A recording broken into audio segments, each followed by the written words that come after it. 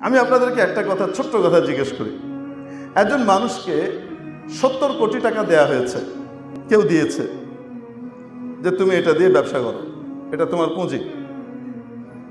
কিন্তু প্রতি বছর বছর 1 কোটি টাকা করে কেড়ে নেওয়া হয় তার কাছ থেকে, লাভ থেকে না, মূলধন থেকে তার কি নিয়ে নেওয়া হয়, 1 কোটি টাকা করে কেটে নেওয়া হয়। 1 বছর গেল 1 কোটি কাটলো, 2 বছর গেল 2 কোটি কাটলো, 3 বছর গেল 3 কোটি তার যে তহবিল ছিল সেখান থেকে কি হয়ে যাচ্ছে, কেটে যাচ্ছে, বাদ যাচ্ছে।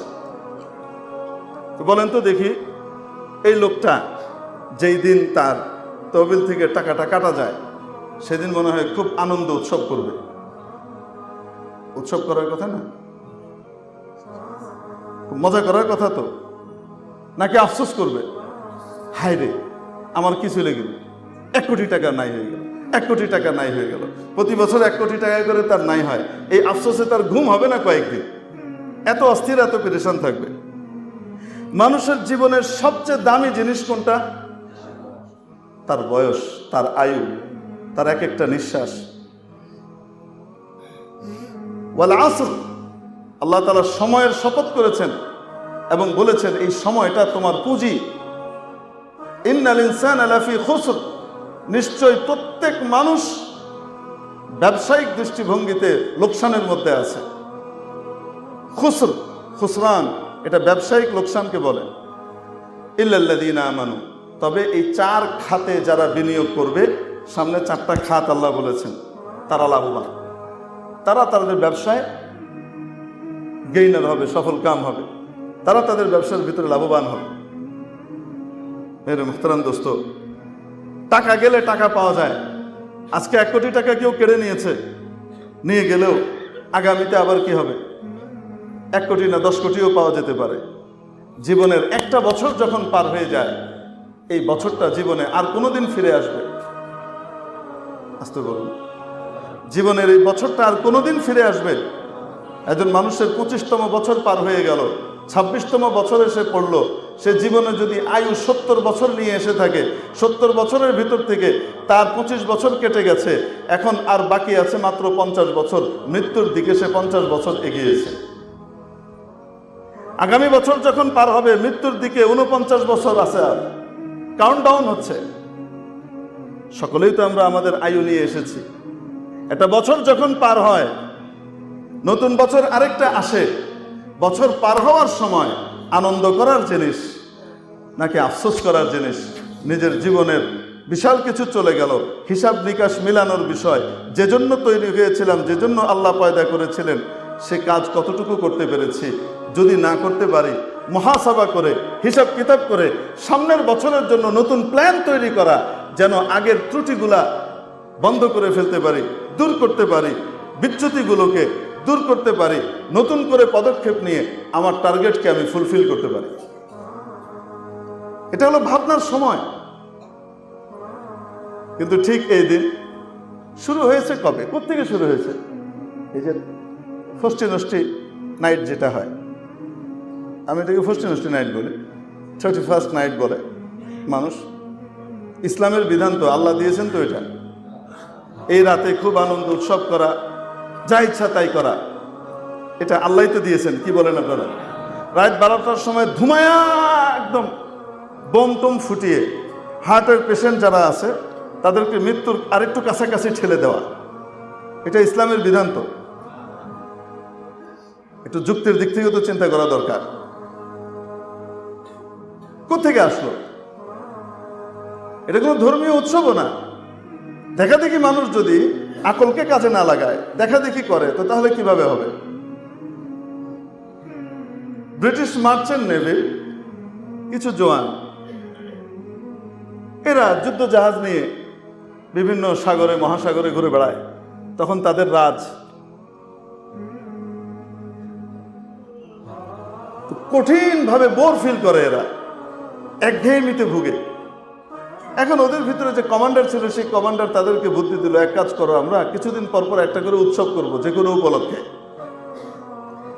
কারো বার্থডে হলে সে অনুযায়ী একটা উৎসব করব, কিছু এটা হলো তো উৎসব করব, তো সেখানে শ্যাম্পেন খাবে, সেখানে ওয়াইন খাবে, সেখানে মজা হবে, এই হবে, তোমরা একটু ইয়ে করবা, হুইল লোড করবা, তোমাদের মজা। 3 মাস 4 মাস সাগরের ভিতরে ভেসে বেড়ানো তো কঠিন, 6 মাস তো একটু মজা করবে।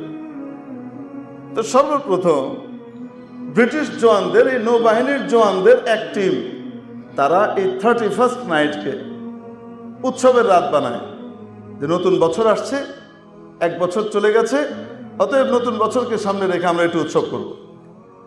এই শুরু হলো। এই শুরু হতে হতে আস্তে আস্তে এটা ছড়িয়ে পড়লো গোটা গ্রেট ব্রিটেনে। তারপরে এটা ওদের একটা কালচারে তৈরি হয়ে গেল, সংস্কৃতিতে ঢুকে গেল। ওদের সংস্কৃতি ওদের কাছ থেকে ধার করে মুসলমানরা সংস্কৃতি পালন করবে। মুসলমানের বাচ্চা, যাকে আল্লাহ তাআলা সবচেয়ে শ্রেষ্ঠ সংস্কৃতি দিয়ে পাঠিয়েছেন, সে যখন ওদের কাছ থেকে ধার করে এনে করবে, তো তখন অবশ্যই এটা কোনো যুক্তিসঙ্গত হবে না, অযৌক্তিক কাজই হবে। তার জীবনের যা তার মেয়াদ ছিল তার ভিতর থেকে কাটা গেল, 1 বছর কাটা পড়ে গেল, পাঁচ চলে গেল, আর সে এটাতে আনন্দ করছে। এটা তো পাগল করে।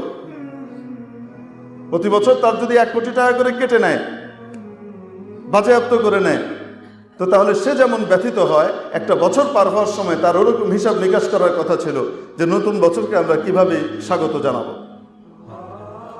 মেরে মুহতারাম দোস্ত, যদি এরকম কোনো কিছু ভালো কিছু হতো, নবীজি সাল্লাল্লাহু আলাইহি ওয়াসাল্লাম অবশ্যই শিখাতেন। নবীজি সাল্লাল্লাহু আলাইহি ওয়াসাল্লাম তো আরবি বছর, যেটা চান্দ্র মাস, যেটা ইসলামী সন, সেই সনেরও কোনো কিছু কি করেন নাই, শুরু শেষ পালন করেন নাই।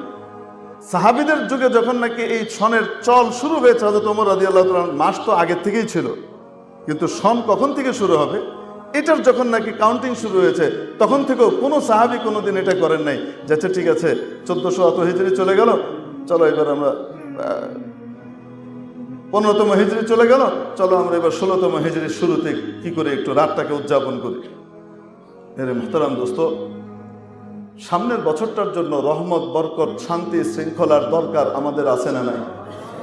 এই শান্তি দান করার মালিককে আল্লাহ তাবারক ওয়া তাআলা। আল্লাহ শান্তি দিবেন ওনার নাফরমানি ওই রাতে বেশি বেশি করে করলে, গান বাজনা এবং শরীয়ত বিরোধী কর্মকাণ্ড, বফ গফ, ঠেলাঠেলি, লাফালাফি, দৌড়াদৌড়ি, হই হুল্লোড় ইত্যাদির ভিতরে আল্লাহ তাবারক ওয়া তাআলা খুব খুশি হবেন এবং সামনের বছরটা আনন্দ এবং শান্তি দিয়ে ভরে দিবেন। এরকম নাকি আল্লাহ অসন্তুষ্ট হবে? অসন্তুষ্ট হলে সামনের বছরটা আমাদের জন্য সুখী হবে না দুঃখের হবে? দুঃখের হবে।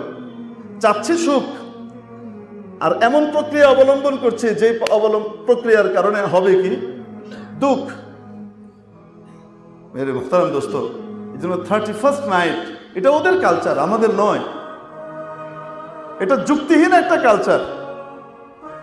সুস্থ মস্তিষ্কের মানুষ এখানে কি করবে না, এই পদ্ধতিতে আনন্দ করবে না। আরে মুমিনের আনন্দ কিসে?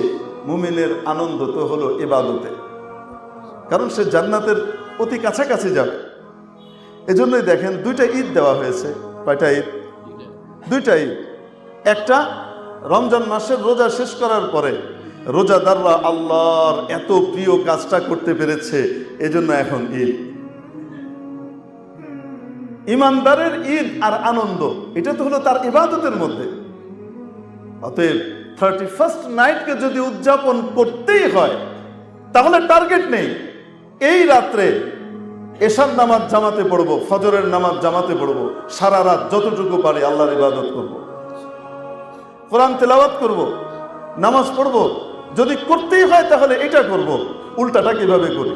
আল্লাহর কাছে রহমত বরকত প্রার্থনা করব, নিজেদের সন্তানদেরকেও বুঝাবো যে উল্টো পথে চলো না। আল্লাহ যে ন্যাচারাল বিধান দিয়েছেন, ফিতরাতাল্লাহ ফাতারান নাস আলাইহা, ফিতরাতাল্লাহ আল্লাতী ফাতারান নাস আলাইহা লা তাবদীলা লিখালকিল্লাহ যালিকা আদ-দীনুল কাইয়্যিম ওয়ালাকিন্না আকসারান নাস লা ইয়ালামুন। আল্লাহ তাআলা বলেন যে ন্যাচারাল বিধান আমি তোমাদেরকে দিয়েছি, এই ন্যাচারাল বিধানের অনুসরণ করো। এটার সাথে তোমার সুখ শান্তি কামিয়াবি মিশ্রিত হয়ে আছে। আল্লাহ তাবারক ওয়া তাআলা আগামী 31st নাইটটাকে গুনাহের কাজের পরিবর্তে, বিজাতীয় কালচারে নিমজ্জিত হবার পরিবর্তে ইবাদতের ভিতরে কাটাবার তৌফিক দান করেন। মানুষকে ভুল পথ থেকে ফিরিয়ে আনবার জন্য পিঠে হাত দিয়ে বুঝাবার তৌফিক নসিব করেন। ওয়া আখিরু দাওয়ানা আলহামদুলিল্লাহি রাব্বিল আলামিন। 4 রাকাত ক্বাবলাল জুমা সুন্নাত পড়ে।